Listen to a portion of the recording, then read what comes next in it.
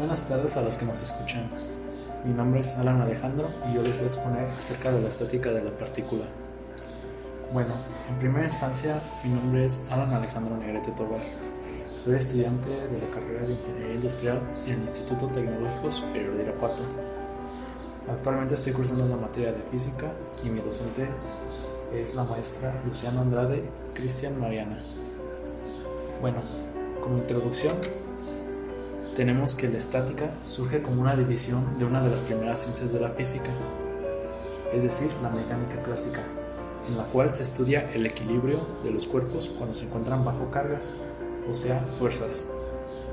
El estudio de dicho equilibrio se analiza bajo las condiciones del equilibrio. Y ustedes se preguntarán, ¿a qué se refiere con condiciones de equilibrio? Bueno, las condiciones de equilibrio son algunas leyes que dictan cómo se relacionan las fuerzas y momentos en un cuerpo. La primera de ellas nos dice que la suma de las fuerzas con respecto al eje X es igual a 0, al igual que la suma de las fuerzas con respecto al eje Y es igual a 0. Además, la suma de los momentos de las fuerzas nos va a dar igual a 0. Otra de las condiciones que se debe tomar en cuenta es la de la partícula rígida o indeformable. Esto quiere decir que en estas condiciones de equilibrio no se van a tomar en cuenta al cuerpo partícula como un material en sí. No se van a tomar características como el punto de ruptura, la tensión que puede sufrir dicho material, hablando de la partícula cuerpo, etcétera, etcétera. Ahora toca hablar de los conceptos básicos.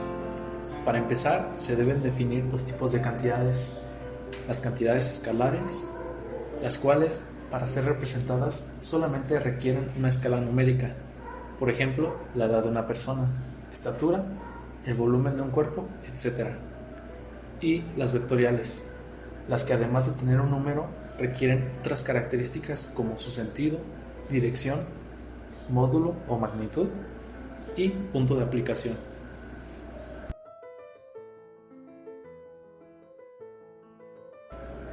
A su vez, debemos contemplar algunos conceptos básicos hablando de vectores. El primero de ellos es su magnitud, el cual se relaciona con su tamaño. Las unidades en que se expresa pueden ser kilogramos, toneladas, gramos, etc. En segunda instancia tenemos lo que es la dirección, la cual se relaciona con su ángulo de inclinación respecto a un eje. El sentido, el cual está relacionado con la orientación que tiene en el plano X o Y, o en el plano X, Y, Z, hablando de 3 dimensiones. Y el punto de aplicación, el cual está relacionado con el origen de la fuerza. A continuación tenemos un ejemplo donde se puede visualizar algunos vectores en el plano cartesiano, teniendo como ejes de coordenadas X y Y. Para el primer vector del lado izquierdo superior podemos ver que tiene una magnitud de 3.5 toneladas. Está ubicado en el punto 0,0, es decir, el origen, y tiene una dirección de 45 grados.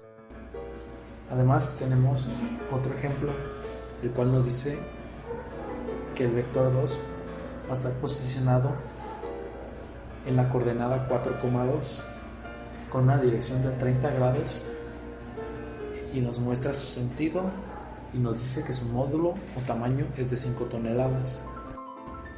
Para el último vector tenemos que su origen está en el 5,-1 y el cual tiene un sentido hacia abajo y con una magnitud de 4.5 toneladas, ausentándose de una dirección. Bien, ahora toca hablar de la resultante de fuerzas coplanares.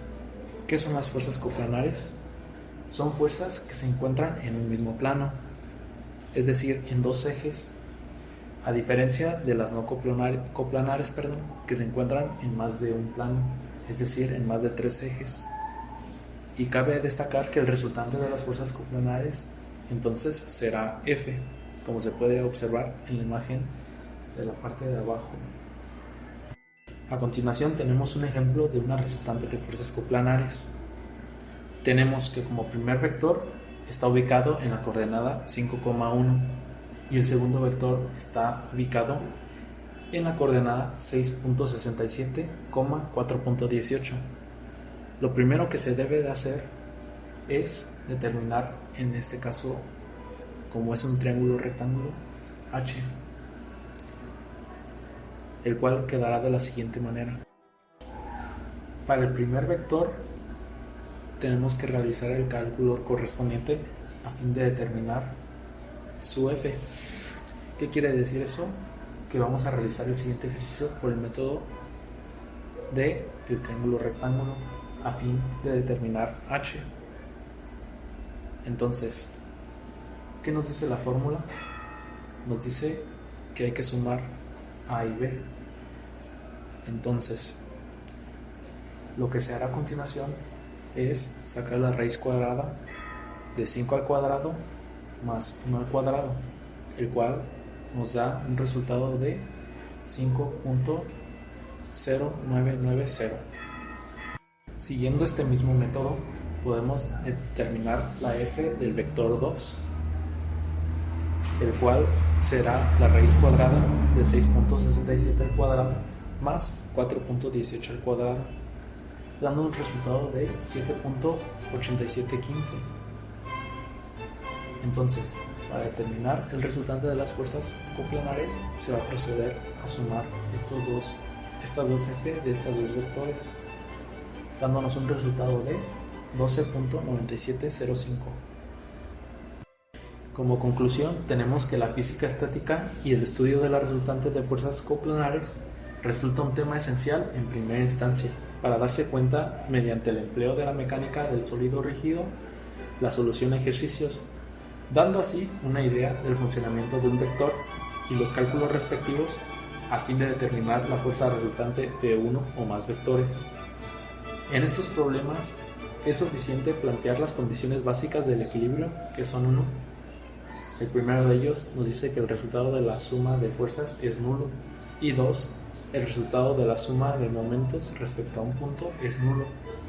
Y gracias a esta investigación será más fácil entender los fenómenos físicos que requieren mayores cálculos, debido a que la aquejan diversos factores externos. Y pues eso sería todo, espero les haya gustado y muchas gracias.